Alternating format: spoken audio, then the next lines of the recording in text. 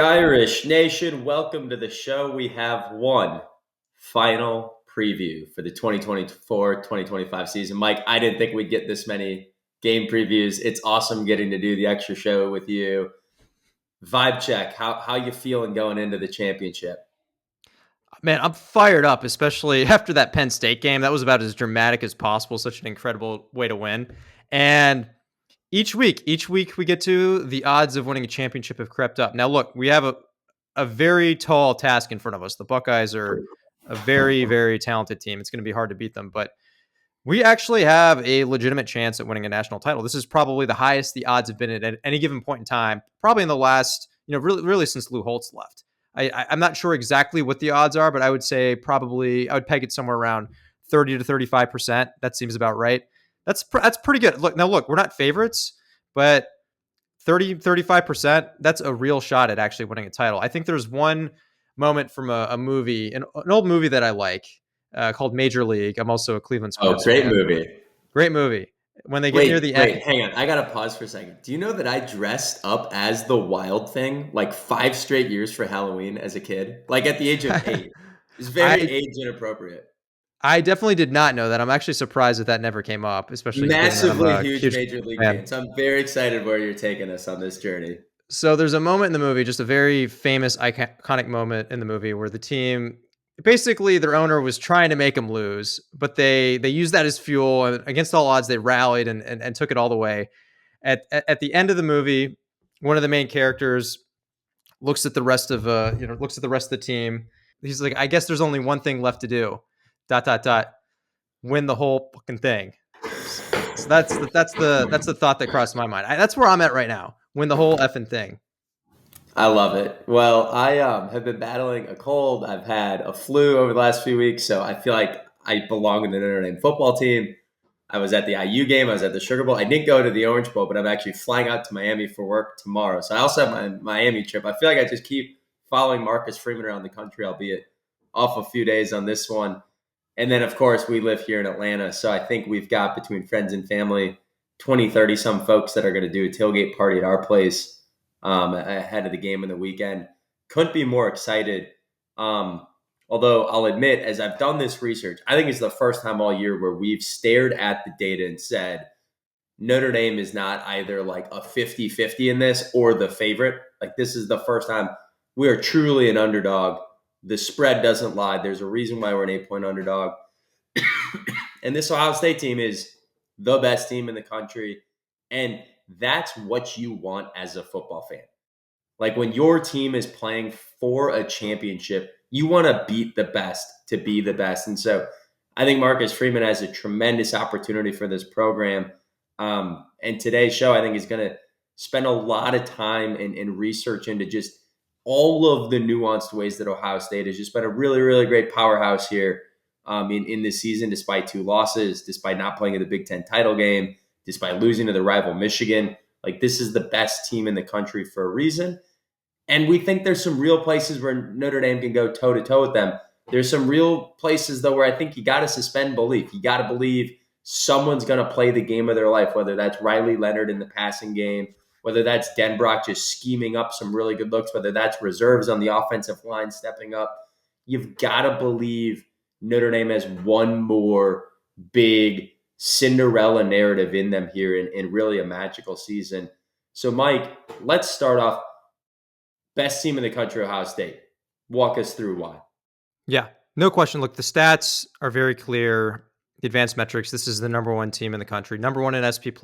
They have the 2 losses, but they redeemed the road loss to Oregon by blowing them out on a neutral field. One of the biggest statements of the year, honestly. The Michigan loss, very weird game. So rivalry games, weird stuff happens. Obviously, they were huge favorites and they played their worst game of the season.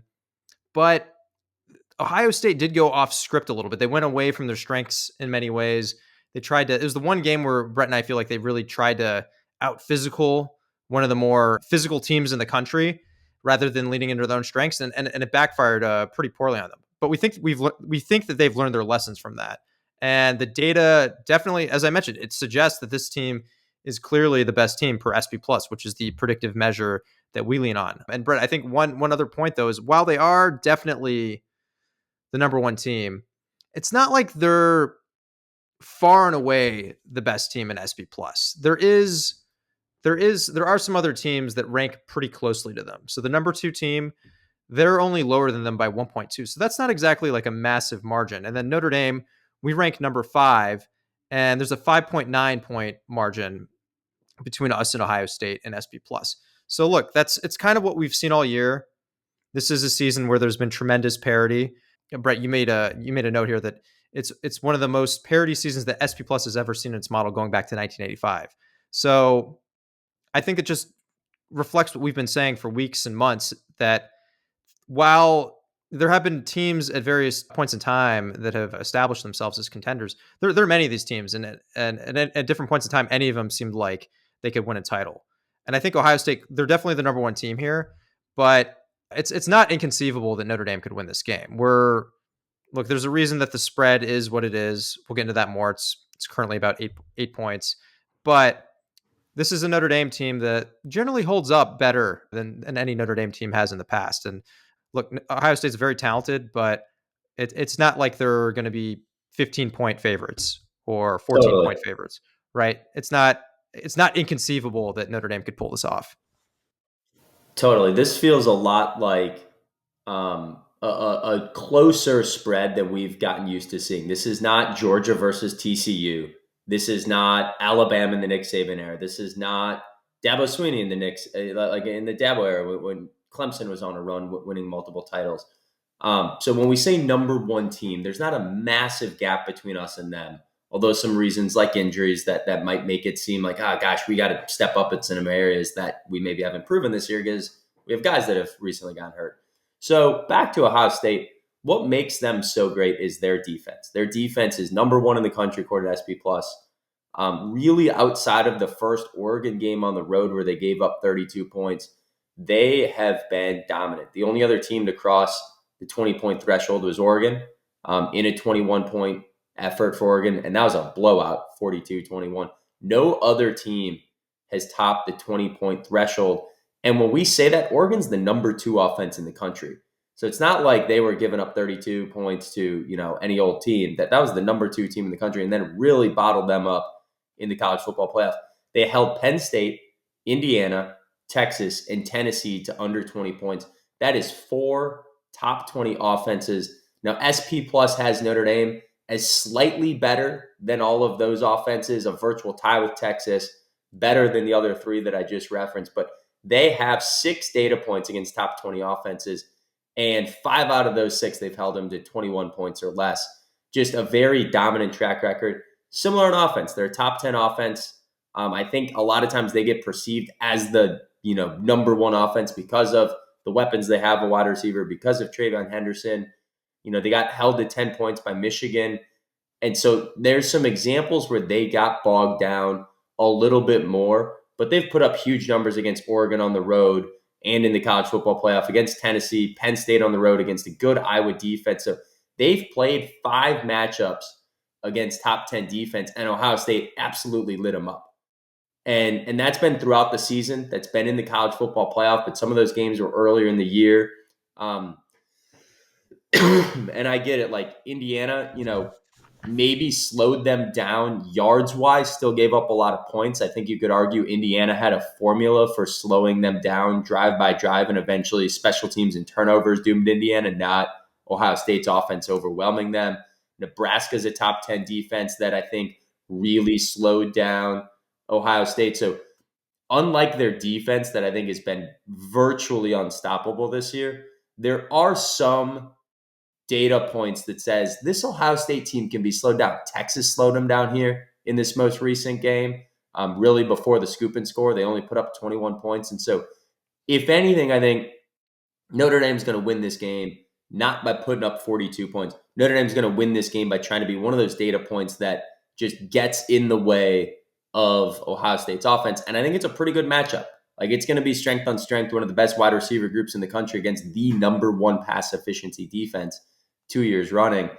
Mike, I think what makes this Ohio State squad, though, so special, so different than just about any other roster in the country is the talent. Walk us through the talent gap here when we look at the 24/7 composite. Yeah, per that 24/7 composite, they rank number 3 in terms of talent. So at the upper crust, clearly, in terms of most talented rosters. Now, look, Georgia is a team that Notre Dame just beat. They rank number 2. So clearly, Notre Dame, we have shown an ability to hang with rosters that are loaded to this extent. And it's not like Notre Dame is some slouch either. We rank number 10 in this composite. So we're one of the top teams, but there is definitely a gap between number 10 and the top 3, I would say here for sure. And then in terms of just the makeup of that talented roster, Georgia and Ohio State are pretty similar. A lot of 5-star players. Ohio State has 14 5-star players and 55 4-stars. So just littered across the board with blue chip talent, guys who have aspirations of playing in the NFL and playing in the NFL for a long time. But I think one key aspect here, one area that Ohio State stands out in particular relative to other teams, is that their talent is particularly off the charts at the all important skill positions. So Marvin Harrison Jr., great player that we faced in the past. Goodbye, Marvin Harrison Jr. Hello, Jeremiah Smith. Freshman phenom wide receiver, was the number 1 overall recruit in his class. Ohio State loses a great wide receiver, in steps a new one who looks like he might even be better than the guy who just left.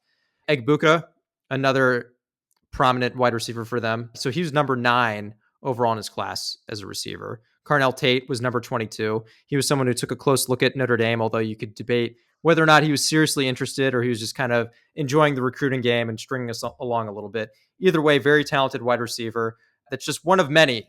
So for someone like him, he would have been the most talented wide receiver in Notre Dame's room. For Ohio State, he's just one of many. That just tells you how talented this wide receiver group is. And then at running back, Trevion Henderson, their best running back, which we'll get into a little bit more, he was number 11. So very, very talented at the skill position players. 4 of the 5 players that Ohio State will get the ball to on the perimeter are all elite 5-star talent and massively productive. And then on top of that, if I just quickly shout out the defense, they have 2 5-stars at edge rusher who lead the team at sacks. So any way you want to cut this, they just have 5-star players littered across the roster.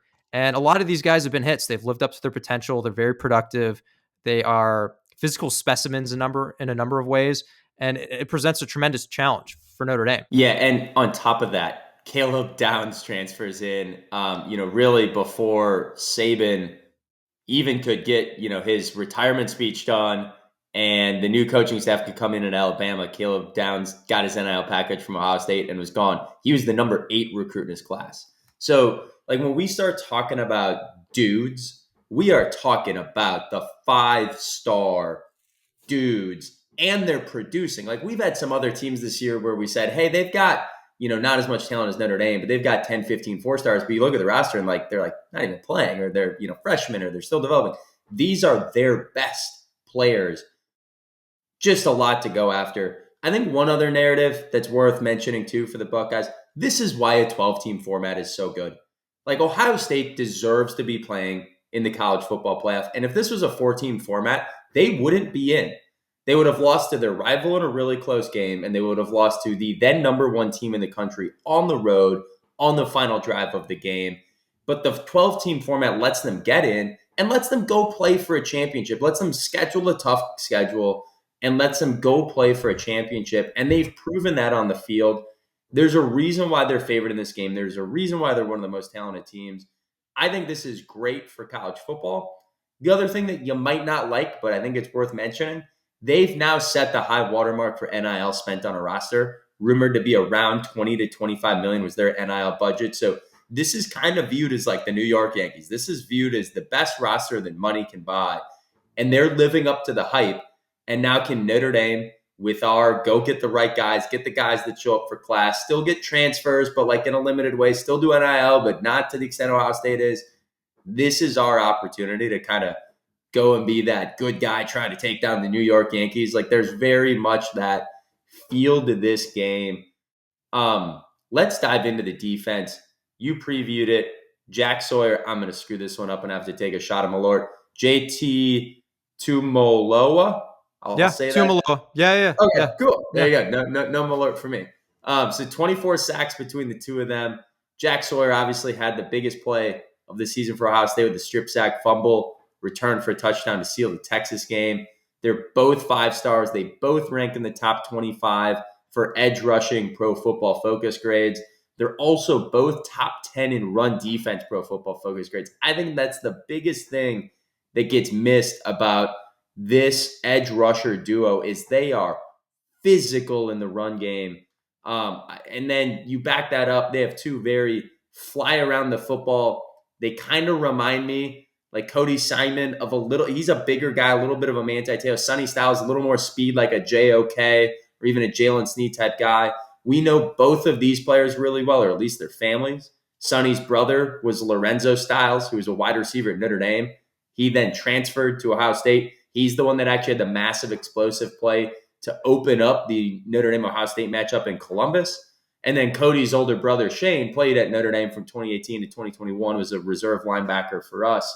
I think Cody Simon might be the best defensive player on this team, aside from Caleb Downs. And I know that's a hot take because I know how good Jack Sawyer and JT Tuimoloau is. I'm going to stop saying that one. I'm going to eventually butcher it. I don't think he gets talked about enough. Leads the team in tackling, only a 12% missed tackle rate, one of the best run defenders in the country. So that front seven, we're not even talking about their defensive tackles, but that front seven, I think, is the strength of this Ohio State team. Incredibly physical defense up front and just so many players an offensive line has to handle. Definitely. And then looking at their secondary, they have NFL littering that position group as well. We mentioned Caleb Downs. We've mentioned him a bunch of times, but you have to. The guy is absolutely phenomenal. Second highest grade on the defense. You could, I would say most people would agree that he's definitely one of the best players on the team, if not the best. Denzel Burke, that's their top corner. He's given up less than 400 yards passing on the season, although 78% completion when targeted. I think he's an interesting player here. He's generally projected in the second or third round as an NFL draft pick, so not totally top of the line. It's like you look at him and it's unclear maybe like how great a player he personally is. It's the question is he a great player or is he a good player who's benefiting from a great defense? And so I think there's a bit of a question here with them. But at the minimum, a good player for sure. He missed the second half of the Cotton Bowl, but it looks like he should be good to go. Overall, the secondary it's a part of their defense, like the rest that has a lot of NFL players. And I guess moving more big picture into this defense, if we're looking into the stats, the question is how does it all come together? And I think you got to start with success rate. This is a team that makes it very difficult for teams to stay on schedule. They're number 6 in success rate allowed, and as a reminder, that's not opponent adjusted. So, and Ohio State has had a pretty tough schedule this year. A key aspect of that is you mentioned how effective defensive line is in run defense. Well, they're number 1 in the country in Pro Football Focus rush defense grade. So this is a team that is absolutely elite at defending the run. That all translates into a 36% success rate. For context, Notre Dame is number 3 at 35%, which is a hair better. And we talk about Al Golden constantly, how elite he is in this metric. In terms of havoc, another key aspect of any defensive performance, their havoc numbers are surprisingly lower than I would have expected, just given all the top end talent. Their havoc number is 17%. So that's solid, but nothing fantastic. And they rank number 49 in the country. So Sawyer and Tuimoloau, they get their 20 sacks. They actually don't force a ton of turnovers. So in this game, I think the key thing to monitor is the sacks. But the fantastic thing, if you're Notre Dame, is that Riley Leonard is elite at avoiding those sacks. That's something that we've consistently been talking about all year. So moving to their pass defense, they rank number 6 in pass success rate, but number 42 in pass explosiveness. So if Notre Dame were a team that was able to just air it deep, I think this is something that you could look at as an opportunity. Unfortunately, that's not exactly our forte. I think this actually works against us in many ways because these stats would suggest that Ohio State is very effective at limiting the short to intermediate plays. And that's the areas where I think Riley Leonard has made a lot of his living. So this would suggest that aspect of our offense is going to be tough sledding. Now we'll see. Look, our passing game was about as explosive as it's been against Penn State. We had a couple big plays there. Are we going to be able to do that against Ohio State? I think that's going to be tough. They've been occasionally vulnerable to it. And then finally, I'm just going to hit home that the run defense again, because this is something that they do really well. They're number 20 in run success, number 22 in run explosiveness. You got to keep in mind that they've also played a lot of run-heavy offensive teams, and these stats are not opponent adjusted. We're one of the most explosive run games in the country. It's a core aspect of our offense. But as I've mentioned, Ohio State is also very effective at limiting the other team's run game. So hopefully Jeremiah Love is good to go because we're going to need him in this game. We're going to need him to be fully healthy. And if we're going to have a shot at beating these guys, we're going to need him to make a big play here or there. Yeah, and as we just look through this, are there any weaknesses that Notre Dame can take advantage of? And we said this against Penn State too. We, said this a little bit against Georgia. I think we thought we saw some wrinkles against Georgia. Against Penn State, we said, look, they got a couple guys like Kobe King that we think if we can get them in pass matchups, Jalen Reed, if we can get them in pass matchups, maybe there's something there. But generally, we're not the team to take care of, take advantage of weaknesses in explosive passing game. I'd say the same thing here, where I think the weakness is not the linebackers or the safety play, but it is the cornerbacks. And I'm not sure Jane Greathouse, now Bo Collins hurt his calf in the Orange Bowl. Like, I'm just not sure we can take advantage of it. And the strength on strength factor of their run game, I think it's worth calling out what they've done to some of the top running backs they've played. Texas's leading rusher was held under 50 yards. James from Oregon, one of the best running backs in the country, he was held to 14 yards. Penn State's top running back, who we just saw be very effective, was held to 27 yards. Now, they gave up 2 100-yard rushers on the year. One was Michigan and one was Oregon, both in their losses. So I think that's pretty telling that the only 2 times they've lost, the opposing team was able to have a 100-yard rusher. And I know Jeremiah Love's banged up.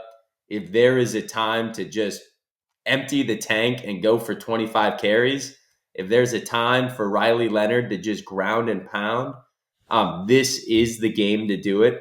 I do think there's an element that we said about Penn State. There's not a lot of mobile quarterbacks in the Big Ten. Now, they played Dylan Raiola, who's a little more, quick on his feet. They played Dylan Gabriel, who I never view as a super mobile quarterback. I think he is, actually more of a pocket passer, but has some mobility. So I think there's a question, can we draw up a mobile run quarterback that's just throwing wrinkles that Ohio State hasn't seen this year? Maybe. But there's not an obvious, here's the weakness to go attack.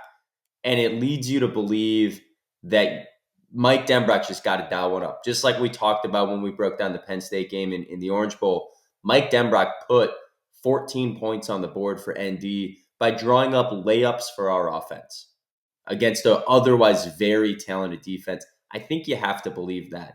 Mike, I think the other big storyline here is the injuries to Notre Dame's offensive line. Do you think we can hold up with the injuries we're seeing? That's the big question, because we've had injuries from the beginning of the year and they've persisted throughout the entire season. So the question is, at some point, does this room finally break down under the weight of all these injuries? So we had to deal with this in game during Penn State.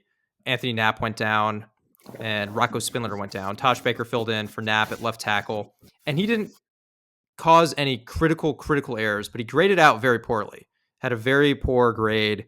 But Jagasaw, who filled in for Rocco Spindler, he came in and actually played quite well. Now, granted, he was on the interior of the line, which was an easier task than what Tosh Baker had, on the edge, trying to block guys like Penn State's defensive ends, like Abdul Carter. The moment in some ways seemed like it might be too big for him. So we're down 3 opening day starters. Jagasaw's back, though. That's big, because he's going into this season, he was expected to be perhaps our best offensive lineman. He was someone who's expected to be the next big thing potentially. So there is a scenario here where if Rocco Spindler is healthy, and if he's healthy, we know that he's an effective offensive lineman on the interior part of the line. And Jagasaw is close enough to his old self. He's had about a month at this point to knock off the rust. And actually, last season in the bowl game, he came in on pretty limited playing time and played quite well there. So there is actually a case in the past where he's come in on limited playing time and been effective. But if Jagasaw is actually effective, there's a scenario here where maybe the drop off isn't even that significant. And if you're really optimistic, maybe it's actually even an upgrade. I don't know that I would bank on that. I think someone coming back after a long injury, being an upgrade over someone who played the entire year, that I think that's probably asking a lot. But I think overall, when you consider all this, there is definitely a question mark for this group. It's how are they going to handle the injuries? But there are pieces here that could give you optimism to believe that they should be able to hang in there okay. And I think that's where we're at. I completely agree. I do think it's worth noting, I've seen some Ohio State media say, look, we have injuries too, because they're down 2 really good offensive linemen. if you count Jagasa as like hurt, but like, rusty now, if you would have said who are our four starters on opening day, I would have said Ashton Craig, Jagasa, Rocco Spindler. Like we're just down so many guys. In fact, we're down so many injuries that three of our four opening day starters on the defensive line are out. Ben Morrison is out. We have so many injuries that the ESPN broadcast didn't even mention Bo Collins missed the last 2.5 quarters of that game. And he's our leading wide receiver. Our leading wide receiver misses 2.5 quarters of that football game. And it's not even worth mentioning because we have so many other injuries to cover. Like it's a ton. And this is not an excuse. You still got to go play the game. I get it. Injuries impacts everybody, but it is a storyline to at least be aware of. I actually think if Rocco Spindler is able to play through his ankle, that Jagasa versus Anthony Knapp could be even. Like that could be an even trade-off where we're able to hang in there. It's still a question mark. Let's flip over to the other side of the ball. We talked about how elite the talent was a wide receiver. I think it's where you have to start of how it's not just talent, it is production. So Jeremiah Smith, Egbuka, and Tate have completion percentages of all over 72% when they're targeted. Smith averages 17 yards per catch and has 14 touchdowns and one drop all year. This is vibes of, like when I was thinking about reading up on this team, it has vibes of Devontae Smith, Jalen Waddle, and John Mechie, along with Najee Harris, of just the sheer volume of dudes that will be playing on Sundays. Again, we've gotten away with the Ben Morrison injury all year. If you told me this is the game we get burned because Ben Morrison's not out there, you might have to tip your hat to the injury gods and say, you know what, Ohio State, you got this one. Like these are three legit first, second round talented guys. Egbuka is projected to be in the first round next year. Jeremiah Smith, when he's draft eligible, I think will be a top 5 pick. And Carnell Tate has all of the tools and upside to also be a first round draft. Like you are looking at 3 first round draft picks at wide receiver, all playing at a really high level. We mentioned Travion Henderson. We haven't even mentioned Kinshawn Judkins this year. They're actually both nearly identical at 961 and 960 yards. There's 22 touchdowns between the two of them. Travion Henderson's been banged up this year, but he's definitely the better back. 4.6 yards after contact, 7.2 yards per carry. Both those are about 2 yards better than Judkins. I mean, Travion Henderson is I'd say just bigger version, but slower version of Jeremiah Love. I mean, they might be two of the best running backs in all of college football. Like if I had to think of NFL build guys, he for sure checks that box. So I feel really, really good about our running back duo in Jeremiah Love and Jadarian Price. I would take those two guys over Henderson and Judkins. But I'll tell you right now, I would take Henderson and Judkins over the two guys from Penn State. Like these are legit high-end running backs. And then Will Howard, I mean, easiest job in America after I said all that talent, right? And I don't mean to knock what Will Howard's done. He's got an 80% adjusted completion percentage. He takes care of the ball, just 10 interceptions on the year, 3,800 yards, 33 touchdowns. Not a big run threat, but you got to watch out in the red zone. He's got 7 rushing touchdowns. And then he's awesome at avoiding sacks. We said this about Riley Leonard. We said this about Drew Aller. He takes sacks on just 12% of pressures. Very, very elite level, very similar to where Riley Leonard is. So on all of the advanced metrics, he looks like a top 5 quarterback in college football. Now, I think you have to discount that he just has wide open guys every time he drops back to throw. So if Notre Dame is able to provide better coverage than Ohio State is used to seeing, because we're the number 1 secondary in the country, even after Ben Morrison's gone down, we've maintained that productivity. The question is, can Will Howard step up in a big game and deliver the ball in tight windows when they're facing better coverage? Texas confused him with some zone looks. I think Notre Dame's going to be the most physical man-to-man they see all year with super aggressive safeties and Schuler and Watts. Just like we said, their run defense is strength on strength with our run offense. I think their passing game versus our secondary is very much strength on strength. And if we hold up in that area, we've got a chance. But if Jeremiah Smith goes off for 150, 200 yards, game over if like we're not going to win this one in a shootout. But I do genuinely believe if there is a team that can go toe to toe with these Ohio State wide receivers, it is more Gray, Schuler, Watts, Clark, Hurd. Like we have a lot of guys we can throw at these wide receivers that have played at a really high level. It's a big ask. It's a tall order for 3 NFL prospects at wide receiver.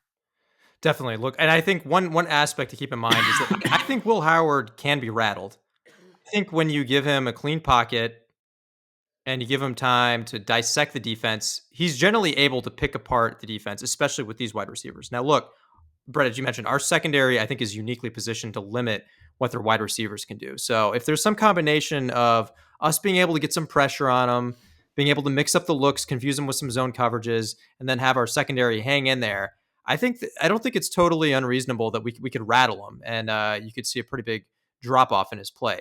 The guy's a very talented college quarterback, but there's a reason that the guy is pegged as more of a day 3 NFL draft prospect. He's not someone who, like we saw with Caleb Williams in the past, maybe he's not the best example anymore because it wasn't exactly the greatest season with the Bears, although I wouldn't be surprised if he bounces back. But someone like Caleb Williams in college, like if you got pressure on him, like the guy could still make a play. That's not really the case with Will Howard. He definitely gets affected by it.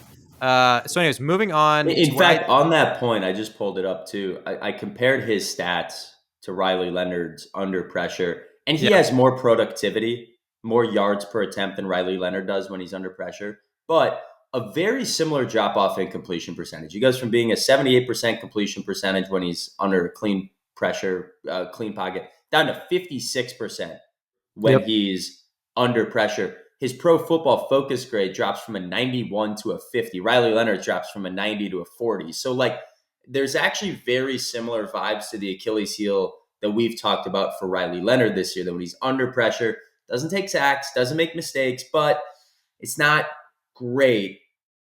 Will Howard's similar. There's really big productivity. So if we can pressure him, if we can make him beat us into tight windows and tight coverage, and he's not feeling comfortable back there, I think it's critical. So, Mike, then the question is, what's Ohio State's offensive line look like?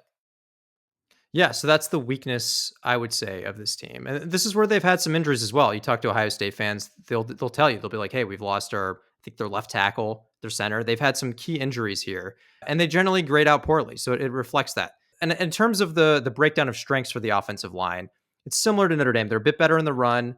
They're top 30 in offensive line yards. So they're actually able to generate some push, which is greatly beneficial to their skilled backs, which is why they have such a hard run game to stop. But they grade out poorly in pass blocking, so outside of the top 100. So I think this is an area that Al Golden, I'm sure, is going to look to take advantage of. I think he's going to look to mix it up, try to make this offensive line uncomfortable, and try to make Will Howard uncomfortable, because I think that's a key aspect of this game. I think if you do that, you limit their passing game. One key aspect that I mentioned that helps us is that our secondary is a secondary that can maybe hang in there longer than others. One other stat I'm going to mention in terms of pressure versus not pressure is the TD interception rate. So when he's in a clean pocket, 26 touchdowns, 6 interceptions. Phenomenal. Just absolutely phenomenal. When you put him under pressure, only 7 touchdowns and 4 interceptions. So far fewer touchdowns, and then that mistake rate starts climbing up. So I think it's absolutely critical that we get pressure on them. And I think given that Ohio State's offensive line is a weaker aspect of this team, I think it's possible to do so. I think one other thing that's important to remind our listeners of is the offensive coordinator for Ohio State. So generally a guy who's considered one of the more innovative offensive minds in football. That's Chip Kelly. So expect to see some very unique aspects of their offense. Expect to see tempo. You're going to see a lot of guys involved, and you're going to see a lot of guys trying to create confusion pre-snap. They run play action on about 39% of Howard's dropbacks. So it's really important for our defense to stay disciplined. Ohio State's an effective team at running the ball, but we're going to have to be disciplined and not overreacting to these play action fakes. Now, Brett, so I have a question for you, because I think a narrative with this team has been that they haven't always leaned into their strengths, that perhaps they have tried to out physical teams too much this year to their detriment. Do you think that that's a fair criticism, or do you think that that's maybe something that was overly reactive to the Michigan game? And then I guess a related question with that is, Has this offense, have they actually meaningfully changed since that Michigan game? Yeah, I think this narrative is much to do about nothing. And I get why they're saying it. I get it that they lost a big game to their rival. I get it. It felt like they were having, a lot of ground and pound type situations. But the data just doesn't support it. So, I mean, in that Michigan game, Will Howard, his number of attempts, his average depth of throw, his like all of those things that you would look at to say, like, were they doing something different? Not really. Like his average depth of throw is 7.7. In the last 4 games since then, his average depth of throw has been about 8.5. And on the season, it's been about 8.5. Like his number of attempts and his how deep was he throwing the ball downfield was all pretty darn similar. He just stunk. Like they just weren't nearly as successful. It was his worst completion rate of the year. He had 2 interceptions, but I thought they were calling a very similar play. And so, just for context, you know, have they been throwing it more? No, they ran the ball 55% of the time against Tennessee and Oregon. They threw it about 60% of the time against Texas, but I think that's more because Texas was just shutting down their run game and had a really strong defensive line. And they've been about a 50-50 run pass team all year. I mentioned where they've thrown it downfield more in the last 3 or 4 games since Michigan. No, the data doesn't support that. Now, the one thing I said is, did they come out passing the ball more? Like, did they eventually get to 50-50 run pass because they built up big leads against Oregon and in Tennessee? There, I do think that that's something to look at. On the first 3 drives, when they went touchdown, touchdown, touchdown against Tennessee, they were passing the ball 65% of the time. On the first 7 drives against Oregon, when they scored on 6 of 7 drives, they were passing the ball about 55 to 60% of the time. So they had a slight tendency shift, but this isn't like all of a sudden they started airing the ball out and they never aired it out before. This isn't like they went from a, power running 1990s football team to an air raid. That's not what happened. I think they just stunk against Michigan. Weird things happen in rivalry games, but I don't think this is like they've gone from bully ball to air raid or vice versa. I think they're doing the same thing they were doing. They had one really, really bad execution game. Ryan Day's taken a lot of pressure for it. Got to beat your rivals, especially if you go to Ohio State. But I didn't see anything in the numbers that says they're doing anything different on scheme that's different from what they've been doing all season. Yeah, that was exactly my takeaway. This is a really good team that's been really good all year, with the exception of the Michigan game. They lost to a good Oregon team on the road, and I think really this comes down to tweaks. They made a few tweaks, and I think they're certainly performing at a higher level. But they were already performing at a high level. I think it's just with those tweaks, that marginal improvement.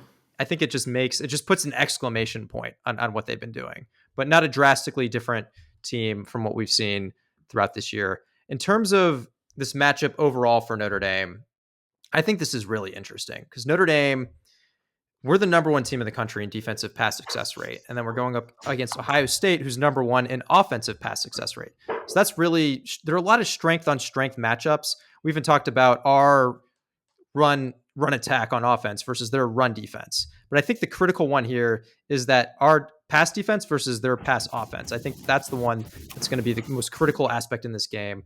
Texas, for instance, they're actually number 2 in defensive pass success rate, and they were able to slow down Ohio State's offense a bit. Now, look, some of that was Ohio State was shooting themselves in the foot with penalties. That was definitely an aspect of it, but there's no question that Texas was slowing them down a bit. They had a chance to tie the game with first and goal at the 1. For Notre Dame, if you want to believe that we're able to slow them down, I think that that's important. I think you got to believe that you probably fall more into that Texas camp, but even better than that, because we rank even higher in it. And I think that you believe that this team is uniquely built to stop the elite quarterback play, the elite wide receiver play in a national championship. I think that's how this team is built.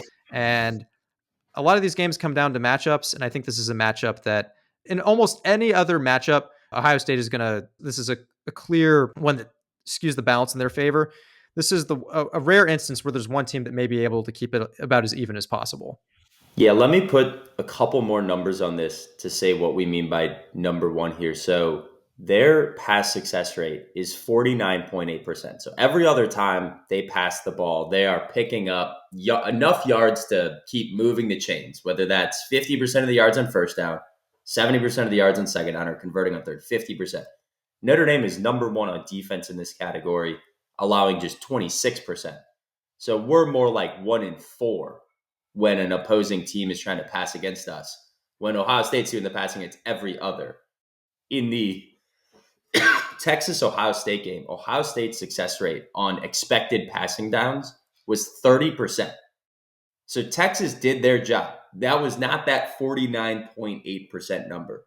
So if you're watching this game at home, or you're lucky enough to be in the stadium, or wherever you're at watching this game, the number one metric I'm going to be counting in my head is how often are they successful at picking up meaningful yardage on passing downs. And if that number starts creeping up to 50%, where I'm looking at it, I'm like, man, it feels like they had an incompletion and then a 15-yard gain and then an 8-yard gain and then a 6-yard gain. And then I'm going to be like, man, that's a really high success rate in my head. But if we're forcing a throwaway, we're flushing them out of the pocket, we're getting some incompletion, we're getting some short gains, like we're getting off, even if they complete it, we're limiting them to 3-4 yard quick plays, or we're not letting them convert on third down. Does that feel more like every third play? We'll come back and talk about that after this game, but it's the stat I'm most looking forward to watching of, are we keeping them off schedule passing the ball, or are they just clipping out passes every other time they're moving the chains? That's going to be problematic. I think it's the number one matchup in this game, and I completely agree with you, Mike. If there's a team that is, designed, that is built to stop those elite wide receivers, it is Notre Dame's secondary. Totally. Now let's get into some fun narratives for this game. I'll start with many, by the way. I'll start with Lou Holtz. I feel like you got to start with Lou Holtz. So obviously there was the beef with Ryan Day and Lou Holtz from, I can't remember if it was a year ago or 2 years ago, but essentially Lou Holtz called Ryan Day's team soft and said that they weren't physical enough, and that's why they weren't holding up in big games. And then when Ryan Day beat us last year, he, rather than, I guess, enjoying the moment, he was asking where Lou Holtz was. That was one of the first thoughts on his mind. And actually, a couple days ago in a press conference, a reporter asked Ryan Day if he had patched things up with Lou Holtz. And he just kind of like scoffed, and he was just like, nope. And that was it. So something to monitor is if Lou Holtz is going to have any hot takes this week. I feel like the answer is going to be 100% yes. Apparently, he already told the Columbus Dispatch that he expects Notre Dame to win the national title, which I don't think that's a hot take at all. I think that's just that's just a prediction. But Brett, I know you have the opinion that you would prefer that he doesn't give him any bulletin board material. Personally, I kind of find this whole saga pretty hilarious. I think it's the fact that Ryan Day is spending time having a blood feud with a 88-year-old retired football coach. To me, that seems like one of the funnier aspects of college football. And I actually am like kind of excited to see what spicy takes Lou has been cooking up in his mind like the last year or so. Well, interestingly, I think, maybe way less interestingly than Lou Holtz, but have you seen the Malik Zaire news? Apparently Malik Zaire is out on Twitter, who, by the way, is a guy that had a very bad injury at Notre Dame, broke his ankle, never really came back, transferred out. Loved Malik, good guy for the program, but by all account was not a super successful college football quarterback. He's been out on Twitter, not once, but multiple times, just bashing Will Howard, calling him the worst quarterback in college football, saying if there's any bet to bet under on Will Howard player props, I'm putting all my money on the under. He's going out of his way to just absolutely dunk on Will Howard. I don't know what Will Howard did to Malik Zaire, but that's out there. I think the other big one is Ryan Day. We've alluded to this. I think he's under a ton of pressure. He was handed the best program ever when Urban Meyer left pretty abruptly. They are consistently in the elite territory of this sport, but 3 straight losses to Michigan and 0 titles. Not gonna get it done, especially when Michigan won a title last year. And I think he's an elite recruiter, an elite coach. Yes, he's got all the NIL money. Yes, he's got all the transfers. Yes, he has all those things, but he's putting up top 5 teams in SP Plus now for 5 straight years since he took over as head coach in 2019. They've been number 1 3 times. So I get it, not winning the big one. I get some of the criticism on not winning championships, but it's a tough sport to win. There's a reason why there's only 1 or 2 active head football coaches with a championship. There's a reason why the last 4 teams in the college football playoff we're going to have a head coach win their first championship. It's hard. And they've been right on the upper echelon of the sport. And for whatever reason, Kirk Herbstreit, I thought, said it really well. We have a fringe fan base. Like, there's a fringe part of our fan base that's crazy. And so I think Ohio State fans that are on Ryan Day, man, I think there's 132 other programs in the country not named Notre Dame and Ohio State that would love to have Ryan Day. And so, I don't think this is like a win the championship where he gets fired. That question has been asked by Ohio State media. That has been asked on their message boards because they didn't beat Michigan again. If James Franklin has a reputation for not winning big games, maybe you can say Ryan Day is underperforming versus SP Plus if he's got these number one teams and should be winning championships. But the fact that he keeps getting here time and time again in these big moments, 2 years ago took Georgia down to a field goal at the wire, or had a shot at a title 2 years ago. Like, I just think it's a weird sport. I think Ryan Day's a really great coach. I get he wrinkles feathers. I get he can be a really ornery guy. There's maybe a little bit of a Brian Kelly in him of just maybe not being the most lovable coach in the world. But sitting from across the side, I've got a lot of respect for what he's built at Ohio State in the program. Frankly, it's the one fan base that has ever spit on me at a football game when I was with Ohio State season ticket holders. So I have a very low opinion of Ohio State fans, and that's having some very, very close family friends. One of the groomsmen of my wedding is an Ohio State fan.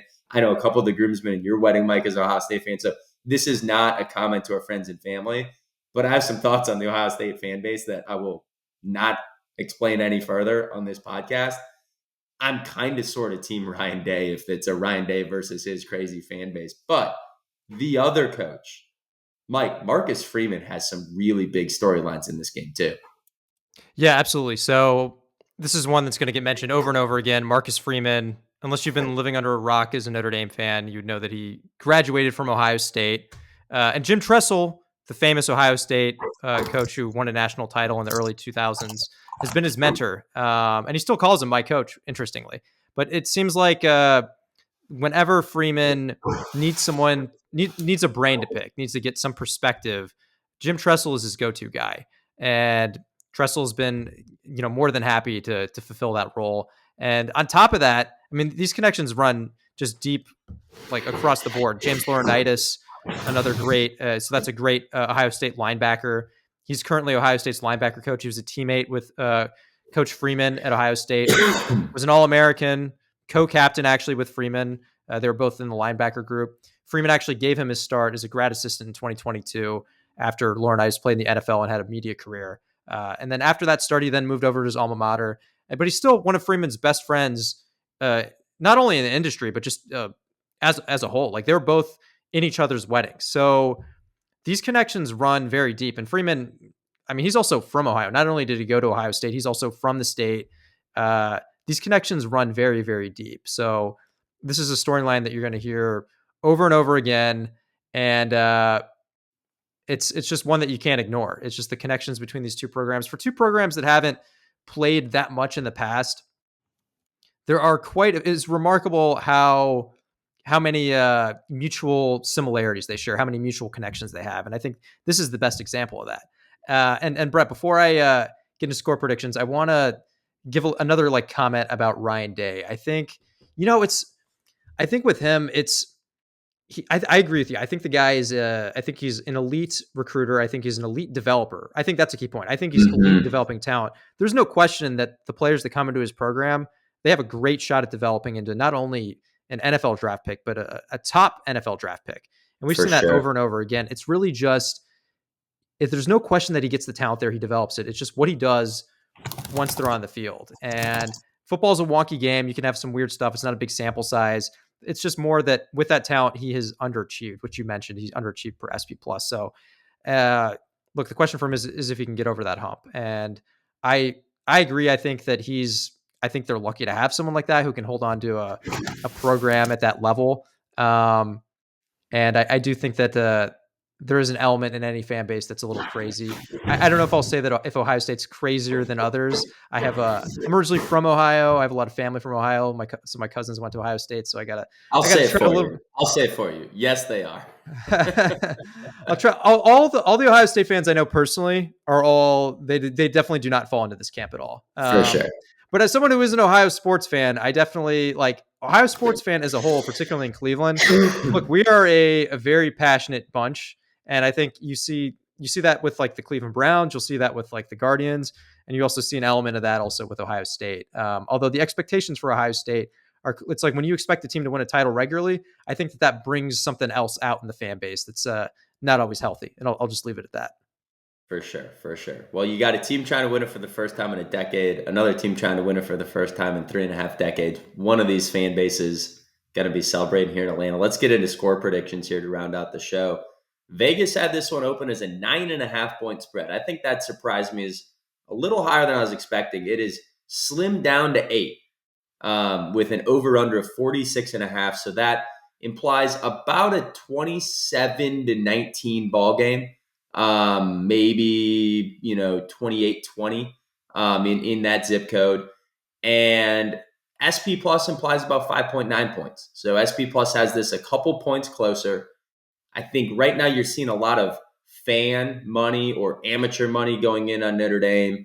A lot of the predictions we're seeing suggest that spread could actually balloon back up to 9 to 10 points as the quote unquote smart money, the pros betting in Vegas put in more money on Ohio State, usually closer to the game. So that could move a little bit. ESPN Win Predictor has this a lot closer. They have Ohio State winning 55% of the time. So that's even closer than what SP Plus would suggest or Vegas. So the predictive models are all over the place a little bit. And on first glance, that Vegas spread seems a little wider, especially from SP Plus. And especially because we're not buying this narrative that Ohio State's now some better team after Michigan. Like at first I was like, well, maybe Ohio State just turned into a juggernaut and they're doing something different for whatever reason they weren't doing it in September. The data doesn't suggest that's the case. And so where I think this really comes from is I think there's about 2 to 3 points being attributed to the injuries. Between Riley Mills, now you've got a questionable Jeremiah Love, a questionable Bo Collins, a questionable Rocco Spindler, Anthony Knapp's been ruled out. Howard Cross, we're not even talking about him. He limped out of 2 series twice in the Orange Bowl. Like, it is just everywhere for Notre Dame, where it's like the entire defensive line, the entire offensive line, Ben Morrison, Bo Collins, Jeremiah Love. Like, it's just too long of a list. And so I think Vegas is saying, look, guys, that's 2 to 3 points. Now, there's another interesting thing that we've been doing what we've been doing against Indiana and Penn State. Sounds like less in the Georgia game, but Indiana and Penn State, the team was dealing with the flu, kind of going through the whole locker room. Marcus Freeman said, nope, everyone's good now. Like, we're through that. So there's also a chance we're about to peak at the right time by just being a little healthier. All of those things, though, it feels okay at 8 to 9 points. Like, I don't think ND fans should feel jaded. I don't think we should think this is massively off and we should go and bet a second mortgage on Notre Dame. But also if it's, if it jumps to 10, 11, 12 points, I think we should sit here and say, we're being slighted. Like, that's not right either. But that 8 to 9 points feels about right when you look at the SP Plus data and then adjust for injuries. So, Mike, with that as a backdrop, what is your prediction? How do you think this thing shakes out? For sure. So I agree. I'm with you on it. I personally would peg the spread at around a touchdown. I think SP Plus, we've had a lot of injuries, but some of that is already baked into SP Plus, right? Like some of these injuries happened earlier in the year. And then you mentioned the flu. I think that's one aspect that is a point for upside. We've mentioned a few times on the show that special teams has been something that has weighed us down. We've generally ranked as one of the worst special teams in the country per SP Plus. That's because Mitch Jeter was hurt. He's been healthy the last couple games. And now we've seen what it's like to have a healthy kicker. We still rank, as I mentioned, lower. So I would say this differential here isn't as significant as it was when we played, say, IU or Georgia. But still, I think that there's a little bit, I think our special teams unit is probably being a little understated as well. And so I think when you factor all of that in, Brett, you're saying like 8 to 9. I kind of put it maybe more around 7. But regardless, if we're splitting hairs here a little bit, I think regardless, the point here is that Ohio State is a healthy favorite. I don't think they should be an overwhelming favorite. As we mentioned at the top of the show, I think realistically, we probably have around a 35% shot at winning this game. I think Ohio State, you can't get around it. They're easily the most talented team in the country this year. And there's part of me that just knows that if Ohio State is playing their best game is better than anyone's best game. If that version of Ohio State shows up, I don't know that anyone can necessarily beat them. That being said, we do have some unique strengths that can make them uncomfortable and keep them off their game and keep them from playing their best game. And as we discussed before, that's really our pass defense and our ability to hopefully get some pressure on Will Howard. I think if we do that, I think our defense and a lot of wrinkles that Al Golden's going to throw at them, I think that we have. I think it's a pretty reasonable expectation that we'll be able to at least slow them down. And so that's something I feel pretty comfortable with. I don't think that they're just going to run all over us. I think we're going to be able to generally keep them in check, make them uncomfortable. We mentioned how big Will Howard's drop off is when he's under pressure. I think he goes from absolutely elite to absolutely terrible when he's under pressure. Riley Leonard has a big drop off, but I don't think Riley Leonard's drop off is even that significant. So I think that's critical. I think the area that I question the most, though, is our offense versus their defense. Ohio State's offense is great, but their defense is number one. It doesn't get any better than that. They've made great offenses struggle all year against them. I don't think that we're going to be able to generate tons and tons of points on them. I think what's going to happen here is I think our defense gives us a shot, and then what it's going to come down to is whether we're going to be able to generate or manufacture enough points from Mike Denbrock, Riley Leonard, Jeremiah Love, and the run game. If you put that together, are we going to be able to are we going to be able to scrap up enough points to beat them by a hair? Where I'm at right now is my gut is telling me that this is going to be really tough. Ohio State's a good team. But when I list out all these facts, I wouldn't say that my mind is telling me it's impossible.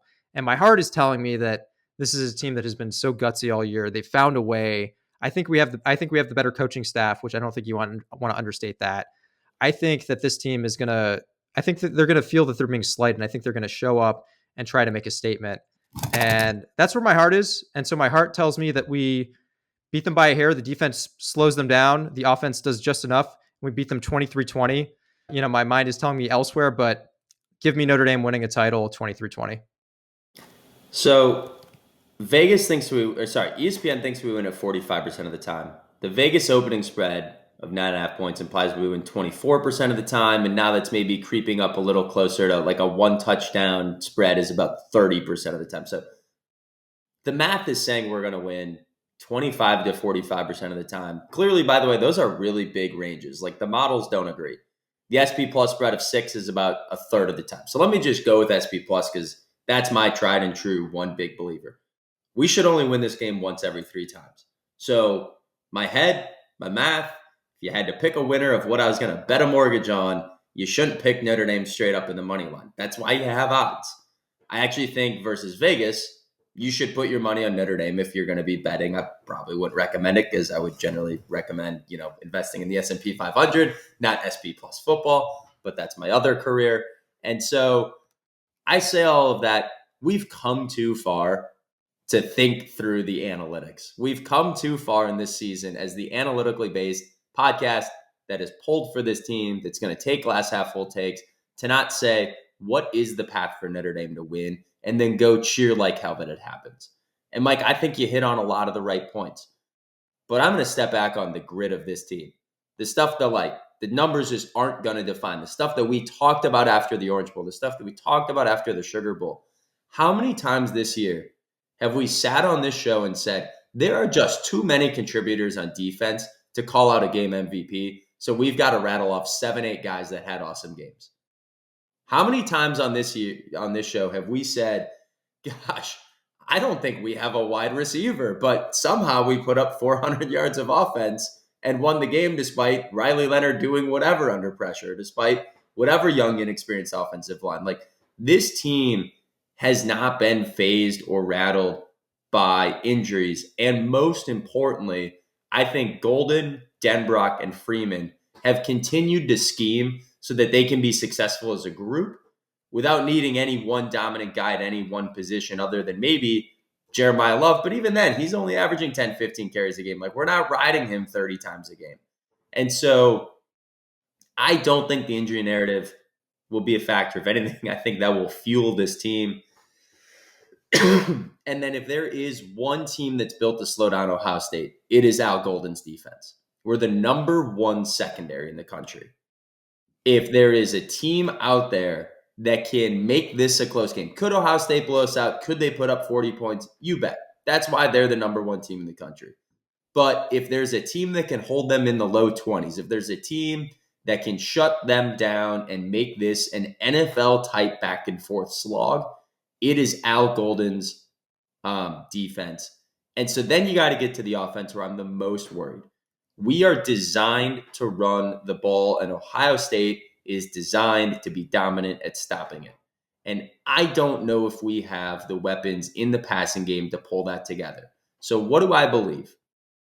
I believe that Ohio State's not that great at disrupting an opposing offense. They might be very good at stopping them and slowing them down, but they're very average at havoc, and they're not very good at turning the ball over.